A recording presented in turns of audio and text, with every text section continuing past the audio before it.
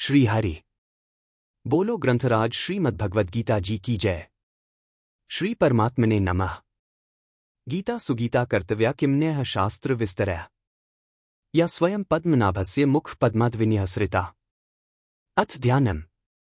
शांताकारं भुजगशयनं पद्मनाभ सुरेशं विश्व आधारं गगन सदृशं मेघवर्ण शुभांगम लक्ष्मीकान्तं कमलनयन योगिभिः ध्यान गम्यं वंदे विष्णुं भवभयहरं सर्वलोकैकनाथम्।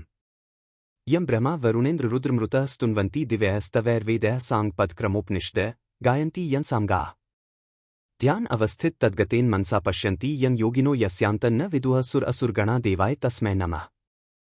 वसुदेव सुतं देवं कंस चाणूरमर्दनम् देवकी परमानंदम कृष्णं वंदे जगद्गुरुम्।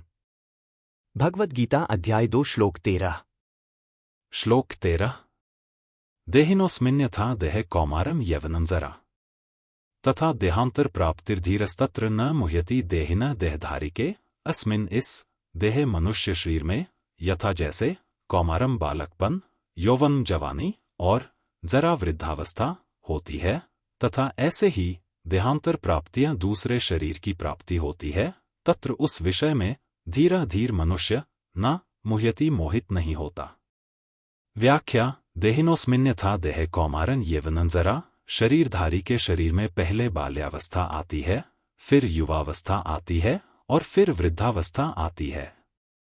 तात्पर्य है कि शरीर में कभी एक अवस्था नहीं रहती, उसमें निरंतर परिवर्तन होता रहता है। कुमार, युवा और वृद्धावस्था तो मात्र शरीरधारियों के शरीरों की होती है, परंतु यहाँ अस्मिन देह पदों में देह शब्द मनुष्य शरीर का वाचक मानना चाहिए। यहाँ शरीरधारी के इस शरीर में ऐसा कहने से सिद्ध होता है कि शरीरी अलग है और शरीर अलग है। शरीरी दृष्टा है और शरीर दृश्य है। अतः शरीर में बालकपन आदि अवस्थाओं का जो परिवर्तन है, वह परिवर्तन शरीरी में नहीं है। तथा देहांतर प्राप्तियां जैसे शरीर की कुमार, युवा आदि अवस्थाएं होती हैं, ऐसे ही देहांतर की अर्थात दूसरे शरीर की प्राप्ति होती है। जैसे स्थूल शरीर बालक से जवान एवं जवान से बूढ़ा हो जाता है, तो इन अवस्थाओं के परिवर्तन को लेकर कोई शोक नहीं होता, ऐसे ही शरीरी एक शरीर से दूसरे शरीर में जाता है, तो इस विषय में भी शोक नहीं होना चाहिए।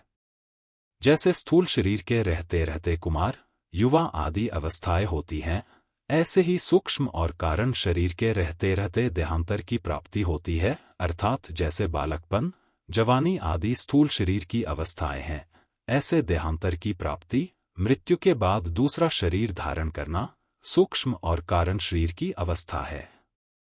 स्थूल शरीर के रहते रहते कुमार आदि अवस्थाओं का परिवर्तन होता है, यह तो स्थूल दृष्टि है।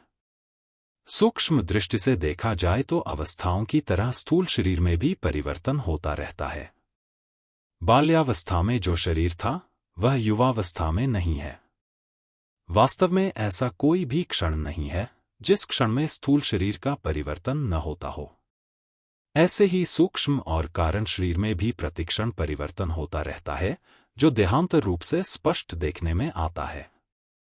एक देहांतर की प्राप्ति होने पर स्थूल शरीर तो छूट जाता है, पर मुक्ति से पहले सूक्ष्म और कारण शरीर नहीं छूटते। जब तक मुक्ति न हो तब तक सूक्ष्म और कारण शरीर के साथ संबंध बना रहता है। अब विचार यह करना है कि स्थूल शरीर का तो हमें ज्ञान होता है, पर सूक्ष्म और कारण शरीर का हमें ज्ञान नहीं होता। अतः जब सूक्ष्म और कारण शरीर का ज्ञान भी नहीं होता, तो उनके परिवर्तन का ज्ञान हमें कैसे हो सकता है? इसका उत्तर है कि जैसे स्थूल शरीर का ज्ञान उसकी अवस्थाओं को लेकर होता है, ऐसे ही सूक्ष्म और कारण शरीर का ज्ञान भी उसकी अवस्थाओं को लेकर होता है। स्थूल शरीर की जागृत, सूक्ष्म शरीर की स्वप्न और कारण शरीर की सुषुप्ति अवस्था मानी जाती है।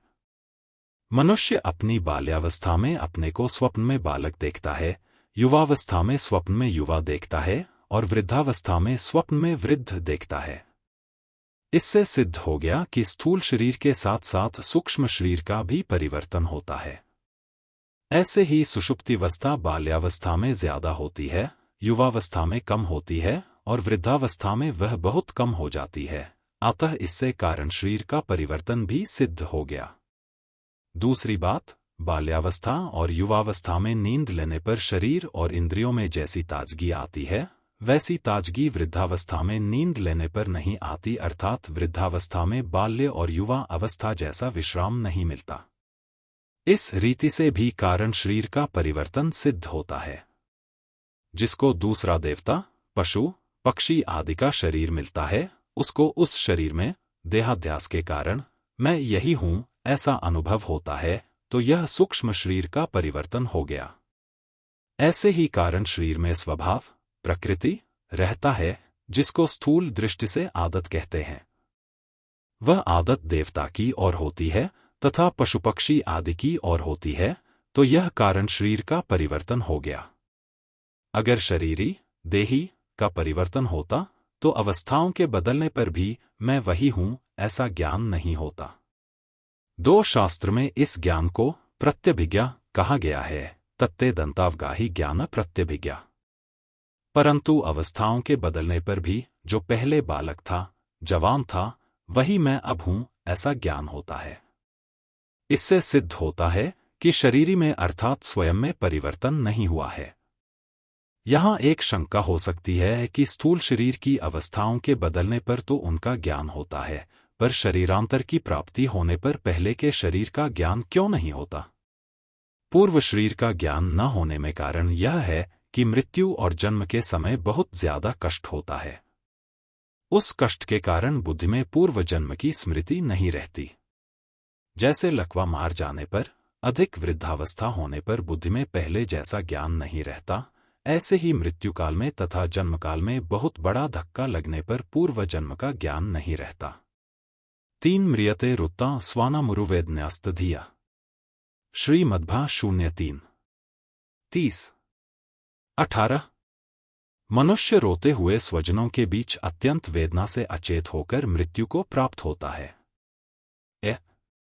श्रीमद्भा 03 31 23। जन्म के समय उसके श्वास की गति रुक जाती है और पूर्व स्मृति नष्ट हो जाती। विनिष्क्रांति कृच्छ्रेण निरुच्छ्वासो हतस्मृतिया। परंतु जिसकी मृत्यु में ऐसा कष्ट नहीं होता, अर्थात शरीर की अवस्थांतर की प्राप्ति की तरह अनायास ही देहांतर की प्राप्ति हो जाती है, उसकी बुद्धि में पूर्व जन्म की स्मृति रह सकती है। 4 ये मृता सहसा मर्त्या जायन्ते सहसा पुनः तेषां पौराणिकोऽभ्यासः कञ्चित् कालं हि तिष्ठति तस्माज्जातिस्मरा लोके जायन्ते बोध संयुता तेषां विवर्धता संज्ञा स्वप्नवत्सा प्रणश्यति। महाभारत अनुशासन 0145। अब विचार करें कि जैसा ज्ञान अवस्थांतर की प्राप्ति में होता है, वैसा ज्ञान देहांतर की प्राप्ति में नहीं होता, परंतु मैं हूं इस प्रकार अपनी सत्ता का ज्ञान तो सबको रहता है। जैसे सुषुप्ति, गाढ़ निद्रा में अपना कुछ भी ज्ञान नहीं रहता, पर जगने पर मनुष्य कहता है कि ऐसी गाढ़ नींद आई कि मेरे को कुछ पता नहीं रहा, तो कुछ पता नहीं रहा इसका ज्ञान तो है ही। सोने से पहले मैं जो था, वही मैं जगने के बाद हूं, तो सुषुप्ति के समय भी मैं वही था। इस प्रकार अपनी सत्ता का ज्ञान अखंड रूप से निरंतर रहता है। अपनी सत्ता के अभाव का ज्ञान कभी किसी को नहीं होता। शरीरधारी की सत्ता का सद्भाव अखंड रूप से रहता है, तभी तो मुक्ति होती है और मुक्त अवस्था में वह रहता है। हाँ, जीवन मुक्त अवस्था में उसको शरीरांतरों का ज्ञान भले ही न हो, पर मैं तीनों शरीरों से अलग हूं ऐसा अनुभव तो होता ही है। धीरस्तत्र न मुह्यति, धीर वही है जिसको सतसत का बोध हो गया है। ऐसा धीर मनुष्य उस विषय में कभी मोहित नहीं होता, उसको कभी संदेह नहीं होता। इसका अर्थ यह नहीं है कि उस धीर मनुष्य को देहांतर की प्राप्ति होती है। ऊंच नीच योनियों में जन्म होने का कारण गुणों का संग है, और गुणों से संबंध विच्छेद होने पर धीर मनुष्य को देहांतर की प्राप्ति हो ही नहीं सकती। यहाँ तत्र पद का अर्थ देहांतर प्राप्ति के विषय में नहीं है, प्रत्युत देह देही के विषय में है। तात्पर्य है कि देह क्या है, देही क्या है, परिवर्तनशील क्या है, अपरिवर्तनशील क्या है, अनित्य क्या है, नित्य क्या है, असत क्या है, सत क्या है, विकारी क्या है, अविकारी क्या है? इस विषय में वह मोहित नहीं होता। देह और देही सर्वथा अलग हैं, इस विषय में उसको कभी मोह नहीं होता। उसको अपनी असंगता का अखंड ज्ञान रहता है।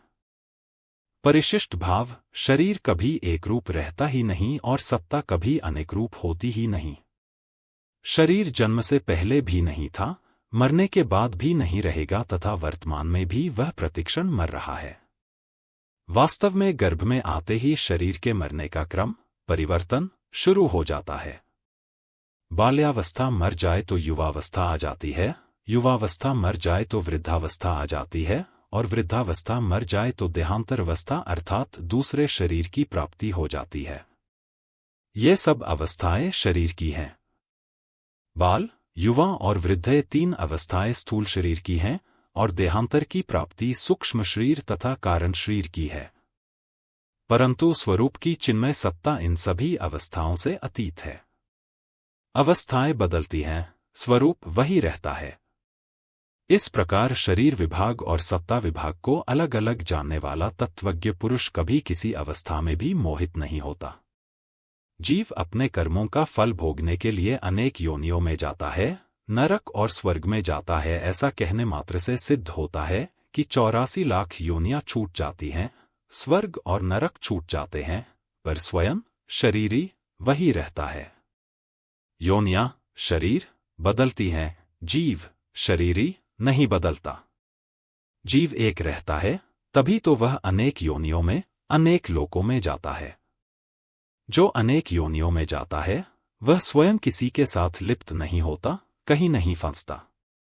अगर वह लिप्त हो जाए, फंस जाए तो फिर 84 लाख योनियों को कौन भोगेगा? स्वर्ग और नरक में कौन जाएगा? मुक्त कौन होगा? जन्मना और मरना हमारा धर्म नहीं है, प्रत्युत शरीर का धर्म है।